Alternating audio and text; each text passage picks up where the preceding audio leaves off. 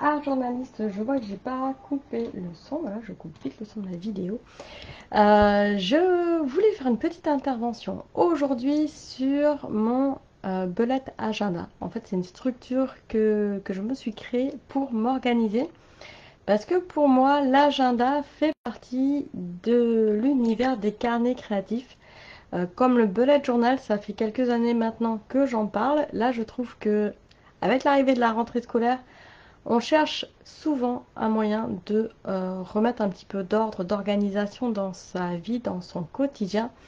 Et moi, j'ai trouvé la solution depuis plusieurs années maintenant, depuis quasiment 2018, où j'ai vraiment un système que je peaufine d'année en année, mais qui commence à être vraiment rodé, qui est vraiment à mon service. Et bah, vous allez voir que c'est un intermédiaire en fait entre le bullet journal, l'agenda. Je récupère aussi des ressources, des façons de faire de l'art journal. Vous allez voir comment. Et pour autant, c'est très lisible, c'est très concret, ça va à l'essentiel. Alors, j'en dis pas plus. J'avais déjà écrit un article sur la structure de fond. Je repartagerai le lien juste après. Aujourd'hui, j'avais envie de vous montrer concrètement en quoi ça consistait et toute la transition qui avait pu se faire depuis l'agenda classique qu'on connaît, qu'on a dans l'univers du travail professionnel.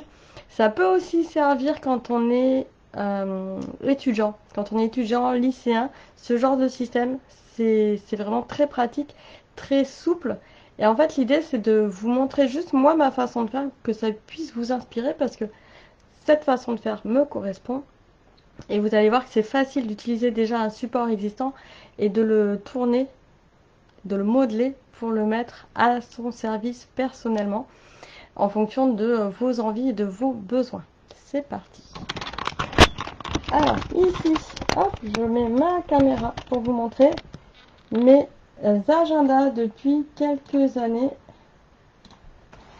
Alors voilà, j'ai quand même une petite collection d'agendas.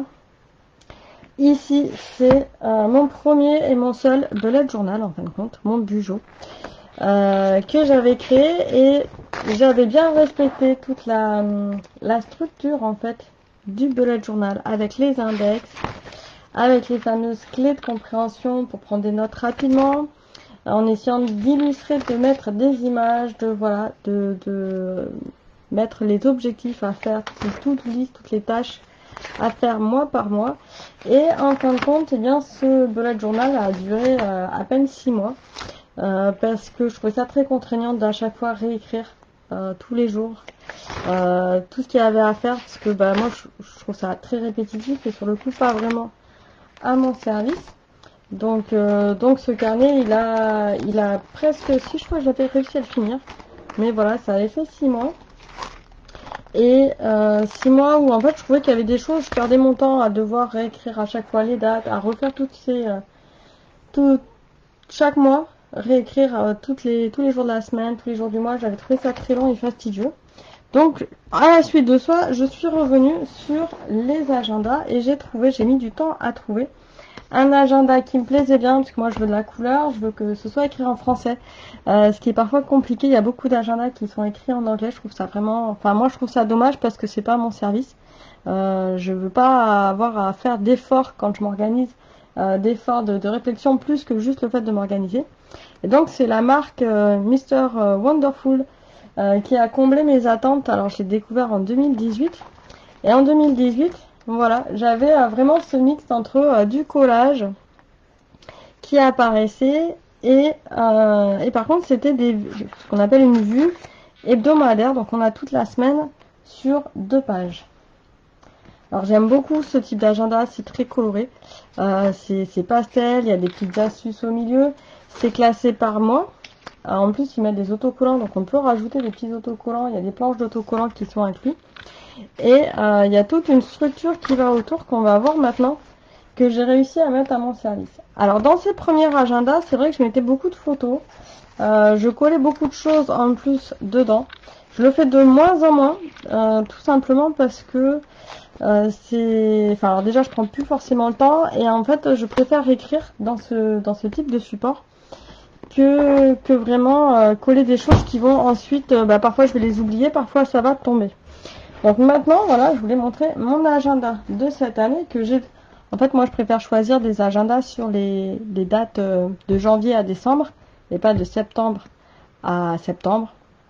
Donc, c'est un agenda annuel. Mais je pense à toutes les personnes qui ont des agendas qui commencent en septembre. Maintenant, ils font même des agendas qui commencent en septembre et qui se finissent en décembre de l'année d'après, donc sur 1 an et demi. Ici, eh bien, j'en suis à mon 5e agenda chez Mr Wonderful, donc pour dire que c'est vraiment une structure qui me convient bien. Ça me convient bien parce qu'ici, il y a des anneaux. Et on va voir tout l'intérêt des anneaux qui prennent tout leur sens avec la structure que j'ai trouvée. Dans cet agenda ici, ils mettent une pochette, donc ça permet aussi de garder des petits souvenirs. Voilà, il y a pas mal de tickets de caisse, de cartes de visite qui arrivent là-dedans. Là, j'ai tous mes post-it en attente qu'une fois par mois, hop, je replace un peu en ordre. L'avantage avec ce support ici, c'est que je vais avoir mes post-it tout le temps avec moi. Donc, je vais toujours avoir de quoi prendre des notes à repositionner. Là où dans le bullet journal, on déconseille d'avoir des post-it. Moi, ça fait vraiment partie de ma façon de m'organiser. Voilà, quand j'ai des ateliers à préparer, par exemple, hop, je fais ma liste de choses à cocher. Et j'ai pas besoin de dessiner mes carrés moi-même. Tout est déjà prêt. Donc c'est pour ça que j'aime beaucoup les carnets qui sont imprimés. Parce que je trouve que c'est prendre trop de temps pour moi dans un bullet journal de le faire. Et puis il y a des listes où j'ai pas envie de les conserver non plus dans le temps. Donc ça après ça part à la poubelle. Et dans cette structure là, ici on a déjà une structure qui est faite avec tous les mois de l'année. Donc ici, j'ai pas besoin de m'amuser à découper moi-même en prenant juste, voilà, ici, mois de septembre, tac, je vais arriver directement au mois de septembre et j'ai tout accès directement au mois. Donc c'est un bon gain de temps que dans un bullet journal, on est obligé d'arriver à l'index, de l'index retrouver la page. Alors après, on a toujours ici, on voit pas bien, on a toujours ici un petit marque-page qui va nous aider à retrouver facilement les pages. J'en ai un deuxième ici. Et moi, j'ai changé un petit peu la structure interne de ce carnet. En la modifiant, donc déjà, on a une structure par mois qui est classée, qui est géniale. Ici, on avait quelques pages en plus avec des pages autocollants. Je les ai enlevées. Toutes les pages qui ne me servent pas, en fait, je les ai carrément enlevées parce que j'ai rajouté d'autres pages. L'avantage de l'anneau ici, eh bien, c'est que j'ai pu rajouter des autres pages supplémentaires avec ici. Alors, je vais montrer plutôt, voilà. Sur des pages, je m'attardais sur des pages pas trop écrites, voilà, des pages blanches ici. C'est une page que je peux repositionner. Et donc, je peux la créer, en fait, c'est une page format A5 avec laquelle j'ai utilisé une perforatrice pour pouvoir faire ces petites encoches ici qui vont s'insérer parfaitement dans les anneaux. Donc, c'est les fameuses perforatrices des carnets à anneaux comme il y avait pour le bullet journal. Donc ça me permet en fait de créer ces feuilles comme ça à anneaux qu'on trouve dans des carnets chez Action. Là c'est la marque Atoma qui est une marque belge qui fait des papiers de très bonne qualité, soit dit en passant. Et donc en ayant cette possibilité de réinsérer des feuilles, alors si on n'a pas forcément de perforatrice, on peut très bien recoller un livret à l'intérieur, se faire un livret supplémentaire et le coller sur une feuille déjà existante. Si ça permet d'avoir une solution alternative. Et donc dans ces pages ici, eh bien je vais avoir à faire cette année. Donc je vais avoir une page que j'ai créée moi-même ici à faire cette année avec mes objectifs de l'année, où j'écris ici tous mes objectifs personnels, professionnels, enfin voilà ce qu'on attend de l'année. Ensuite là j'ai voilà les cycles menstruels, les courbes de poids, donc des données un peu personnelles. J'avais conservé le suivi d'audience, mais en fait je l'ai pas rempli cette année parce que j'ai eu une erreur d'impression. C'était des données que j'avais pas envie de recueillir là pour 2022, mais que j'avais recueilli les années précédentes. Et en fait, ces pages-là, ça me permet de les avoir d'une année sur l'autre. Donc j'ai mon chiffre d'affaires pro. Et après, mois par mois, ici, pour les 12 mois de l'année, je vais avoir les objectifs, la to-do à faire chaque mois pour les 12 mois de l'année. Donc ça, c'est la grosse to-do list, en fait, qui me permet de pas oublier les anniversaires, de pas oublier voilà les dates importantes, tous les rendez-vous qui sont à faire, toutes les actions à mener, je sais pas moi, remplir la feuille d'impôt, faire les inscriptions de mon fils à la garderie, voilà, des choses comme ça. Tout ça, ça va être marqué là-dessus, comme ça, 2 mois à l'avance, ou même amener la voiture au contrôle technique, ou prendre rendez-vous pour amener la voiture au contrôle technique. C'est là-dedans que je vais le marquer. Donc ça me permet d'avoir une organisation dès le mois de janvier sur l'année complète, sur les 12 mois. Alors, ça se remplit en fait au fur et à mesure. Là, je commence, voilà, au mois de décembre, j'ai pas grand-chose. Là, on est au mois d'août. Au mois d'août, c'est rempli. Et en fait, petit à petit, je vais avoir les cases qui se cochent petit à petit et je reporte. Et en fait, chaque mois, après, c'est une organisation que je fais toutes les semaines. Tous les jours et toutes les semaines, je reviens dans mon agenda. Je vois ce que j'ai fait, je vois ce que j'ai pas fait, je vois ce qu'il n'y a plus à faire parce que parfois il y a des choses que c'est trop tard, donc je barre. Ou c'est plus d'actualité parce qu'il y a eu des changements, des modifications. Et donc je me reporte ici. Et ensuite, à chaque début de mois, hop là, je vais prendre par exemple pour le mois d'août. À chaque début de mois, eh bien j'ai aussi une page en début de mois avec ici. J'ai mon fameux, ma fameuse vue du mois complet où j'ai déjà imprimé en fait, donc j'ai pas besoin de le réécrire. Ça c'est chouette. Et où je marque vraiment voilà tout ce qui s'est passé dans le mois. Donc en fait tous mes mois précédents, je vais avoir un aperçu rapide de ce que j'ai fait dans mon mois. Au dos, je vais avoir toute ma to-do list du mois avec mes objectifs. Donc chaque mois, je revois mes objectifs. Je revois ce que je veux faire, ce que je veux pas faire. Là, je me suis mis aussi un planning pro. Donc là, c'est plus pour m'organiser dans la communication professionnelle. Et par contre, c'est vraiment quelque chose que je fais chaque mois. Ce qui veut dire que, par exemple, pour le mois d'octobre, pour le moment, il n'y a rien. En fait, le mois d'octobre, je vais me poser tranquillement à la fin du mois de septembre. Et à la fin du mois de septembre, ici, c'est vraiment ce que j'ai déjà fait. Donc pour le mois d'août, c'est pas rempli en plein, parce que voilà, pour le mois d'août, je remplis ça que semaine après semaine. Au mois d'octobre, là pour le moment, il n'y a rien, parce que j'ai encore rien fait. Ça va se remplir. Là, pareil, ici, je vais me poser le 30 septembre avec mon carnet, et je vais voir tout ce que je dois faire au mois d'octobre. Ça sert à rien de le faire plus avant, parce que ça sera plus d'actualité, et ça sera barré de partout. Et après, semaine après semaine, je remplis ce carnet. Comment ça se passe dans ma journée? Dans ma journée, moi j'ai tendance à planifier toute la semaine. Donc là, par exemple, cette semaine, elle est déjà planifiée. Alors j'ai des petites post-it de partout. Les post-it, ça me permet de repositionner certaines tâches où je suis pas sûre de pouvoir les faire ce jour-là.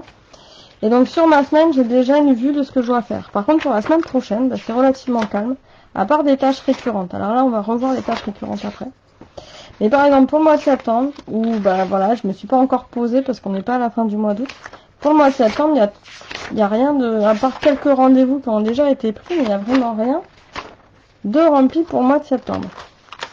Voilà, donc ça, ces tâches, je vais les remplir semaine après semaine. Alors, comment je fais pour pas oublier les tâches routinières? Alors, je vais reprendre par ici. Ça fait partie de l'organisation. Voilà, hop, j'ai un petit papier que j'ai fait cette année pour pas oublier les fameuses tâches routinières. Il va falloir que je trouve un système un peu plus propre. Mais pour montrer aussi, je veux vraiment montrer ici que mon carnet, c'est là où la force de l'art journal revient, c'est que il y a des choses qui se font sur l'instant, qui sont utiles et qui sont très moches. Qui sont très moches mais qui ont leur pertinence. Et donc là, j'ai mis les jours de la semaine. Les tâches récurrentes qui viennent tous les jours de la semaine, donc tous les jours, tous les lundis par exemple, je vais faire le tour des réseaux. Je vais je vais faire une newsletter pour ma communauté. Je vais checker, voilà, vérifier certaines choses. Alors là, c'est plus effectivement une vue professionnelle de ce que je dois faire. Il y a aussi des tâches personnelles. Et après, il y a des choses qui vont revenir chaque mois, c'est-à-dire que chaque premier du mois, vu que je suis à mon compte, je dois faire mes déclarations URSSAF. Chaque dernier vendredi du mois, j'ai mes sauvegardes de sites internet, de choses comme ça. Et donc toutes ces tâches ici que je vais avoir très régulièrement, je les notais. Comme ça, quand je me pose le 30 du mois pour préparer le mois d'après, j'ai déjà mes tâches récurrentes qui seront juste à reporter dans mon mois. Je me suis même imaginé peut-être faire des tampons que je puisse juste tamponner et pas réécrire, ça sera encore plus rapide. J'ai pas encore fait mes tampons personnalisés parce qu'il y a quand même des tâches qui fluctuent dans le temps, mais en tout cas qui permettent voilà de s'organiser petit à petit. Et c'est quelque chose de très souple en organisation. On part d'une page blanche. Je suis vraiment sur des pages blanches ici. Moi, j'aime pas avoir les horaires, des choses comme ça. Et là, l'idée, je vais revenir sur voilà, qu'est-ce que je peux avoir une page bien remplie. Voilà, je vais avoir une page avec un week-end bien rempli. Donc là, ici, j'ai pas mal de rendez-vous, j'ai toute ma to-do list. On voit qu'il y a plein de croix ici, donc c'est tout ce que j'ai réalisé. Tout ce qui va être barré, c'est ce qui était plus d'actualité. Et en vert, c'est à la fin de ma journée, je regarde si toutes mes actions sont faites. Au pire, le lendemain matin, selon le type de journée que j'ai eu. Et je note comment s'est passée ma journée, quelles ont été mes victoires, les choses importantes, les décisions difficiles, les choses qui ont été reportées, ou ma façon d'être, ou tout ce qui va être marquant comme événement. Parfois c'est la météo, je marque qu'il fait très chaud. Je l'ai souvent marqué cette année d'ailleurs. Là par exemple il y a écrit aussi qu'il n'y avait pas d'école ce jour-là, donc voilà, je sais même pas pourquoi il n'y avait pas d'école d'ailleurs ce jour-là. Peut-être la maîtresse était absente, ou enfin bref.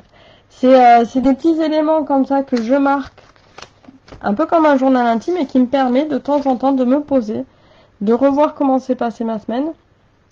Alors j'ai tendance à voilà, faire un bilan une fois par semaine pour voir comment s'est passée la semaine. En plus ici l'agenda le permet de se poser, alors là j'ai même pas écrit d'ailleurs, mais permet de se poser, de noter, de mettre un nombre d'étoiles dans sa semaine. Je trouve ça assez pertinent, je l'ai fait quelques fois, je l'ai pas fait à chaque fois. Je l'ai fait quelques fois et c'est vrai que ça permet de se remémorer en fait, et des fois on a un mauvais aperçu de la semaine alors que la semaine avait très bien commencé et c'est que les 2 derniers jours qui sont pas bons. Ou inversement, on peut voir aussi que le lundi était pas terrible, en fait tout le reste de la semaine ça a été de mieux en mieux et tout s'est bien passé. Donc c'est moi ça vraiment un outil, j'allais dire, qui me permet de prendre du recul, cet agenda qui est hyper coloré, donc il me ressemble vraiment. Mon petit crayon fétiche, c'est le fameux Bic. Hop là, un Bic 4 couleurs, mais 4 couleurs qui sont, alors je sais plus comment ils appellent ça, tropical je crois, avec du rose, du violet, du turquoise et du vert. C'est autant le Bic 4 couleurs classique, bleu, rouge, vert, noir. Je trouve ça très agressif. Celui-là, je l'aime beaucoup. Ça fait quelque chose de beaucoup plus pastel, beaucoup plus gai. Alors le truc, c'est que j'utilise beaucoup plus de violet et de vert que des autres couleurs. Mais en tout cas, ça me permet d'avoir un code couleur avec des significations qui me parlent bien. Voilà, le bleu, c'est les rendez-vous. Le violet, c'est ce qu'il y a à faire. Le rose, c'est ce qui a été fait avec les remarques. Et le vert, c'est le compte rendu, les remarques de la journée et tout ce qui va être en aparté, entre parenthèses. C'est pas ce qu'il y a à faire, mais c'est ce qui s'est passé. J'espère que ce type de carnet va aussi vous inspirer parce que, alors là, dans celui-là, effectivement, il y a moins d'images. Il y a beaucoup de post-it, voilà. Je fais un petit peu, il y a beaucoup de post-it, il y a des choses, voilà, il y a des choses raturées, il y a encore des tests, il y a quand même de temps en temps les tickets de cinéma qui sont collés ou les visites à droite à gauche qui sont collées. Mais ça fait partie pour moi vraiment de l'univers des carnets créatifs. Là c'est en cours, alors j'ai toujours une petite phrase là que quelqu'un m'avait écrit qui était de me rappeler que qu'est-ce que c'est cool d'être qui je suis. Là c'est vraiment du coaching. Oui c'est cool d'être qui on est, qui je suis. Et donc à la fin de ce magnifique carnet, pour finir avec l'organisation, on a les post-it, on a les notes et en fait j'ai déjà un aperçu de ce que je dois faire en 2023. C'est vraiment des tout doux, des listes de choses à faire avec, voilà, là j'ai déjà marqué en avril, au mois de mai-juin, voilà, mai-juin, le garagiste, l'entretien de la voiture. Ça sera des choses que je vais reporter tout de suite quand je vais avoir mon prochain agenda dans les 12 mois de l'année qu'il y a au tout début. Après, là j'ai quelques échéances, enfin des notes, des remarques, des choses comme ça, des petites planifications. L'agenda permet aussi de suivre l'objectif de ces économies. C'est pas, moi là par contre, c'est pas là que je vais les faire, donc j'ai même pas enlevé les pages, mais j'aurais pu. Et après là j'ai on a aussi les personnes, les contacts, les choses comme ça à la fin, donc là j'ai gardé, je passe vite parce que là sur le coup c'est un peu personnel. Et en fait voilà, j'ai tous les prochains mois, hop, qui sont prêts, qui sont pas encore écrits, qui arrivent. Et c'est une organisation en fait qui se fait en plusieurs étapes. C'est vraiment ça qui fait la force de cette organisation. et qui dure maintenant depuis, hop là, depuis 5 ans dans ces carnets-là. Donc vraiment 5 ans d'organisation, pas à pas avec, voilà, là c'est, tout à l'heure j'avais montré 2018. Hop là, donc j'écrivais beaucoup moins de choses en fait avant, parce que je faisais pas le retour de mes journées. Pas forcément. Maintenant, je le fais vraiment. En 2021, je suis passée avec ces journées-là, avec les actions, des choses comme ça, et on a vraiment, hop là, des journées, voilà, bien remplies, bien écrites. Et c'est vraiment, enfin moi, ça me sert vraiment dans mon quotidien, dans ma façon de gérer ma créativité aussi, parce que je peux y noter les idées. En fait, ça me vide le cerveau, c'est un peu comme la pancine dans Harry Potter, où on prend sa baguette et puis on vide tout dedans, et ça permet de faire de la place pour autre chose. Et bien moi, mon agenda, c'est vraiment ma pancine. Je vide tout. Dès que j'ai quelque chose que je me dis, ah, ça, il faut que je fasse. La petite chose du quotidien, appeler machin, écrire à bidule, aller faire les courses, prendre ça dans la... Alors la liste des courses, c'est quelque chose de familial, donc c'est à l'extérieur de mon agenda. Mais si j'étais seule, par exemple, j'aurais ma liste de courses à l'intérieur. Voilà, toutes ces petites choses-là me permettent après de me concentrer sur autre chose, de libérer l'espace mental, de pouvoir me coucher plus sereinement le soir. Et après de pouvoir m'amuser dans mon art journal beaucoup plus sereinement et d'avoir quand même ma créativité qui s'exprime d'une autre manière, mais toujours dans un carnet. Dites-moi si ça vous parle, ce type d'organisation. Quelle est votre organisation pour cette rentrée, si vous en avez une, si vous avez déjà quelque chose de rodé également, ou si au contraire ça vous aide de voir comment moi je peux m'organiser. Après, j'ai aussi des outils en ligne pour m'organiser, pour préparer les contenus qui vont prochainement arriver. Ne serait-ce que le challenge qui commence en fin de semaine. Vendredi, on va se revoir. Et voilà, j'attends vraiment vos retours sur est-ce que vous avez envie de voir d'autres formes de carnet, et pas que l'art journal, dans l'univers de l'âme du féminin, dans les articles de blog, etc. Même s'il y a toujours le groupe des art journalistes pour parler de nos art journaux. Posez-moi toutes vos questions et puis comme ça je pourrais peut-être aussi vous faire un live questions-réponses, ça serait très sympathique, enfin je le ferai un plaisir de répondre à vos questions. On se dit à bientôt vendredi pour commencer le challenge à 4 mains et d'ici là amusez-vous bien, ciao. Alors, si j'arrive à arrêter la vidéo.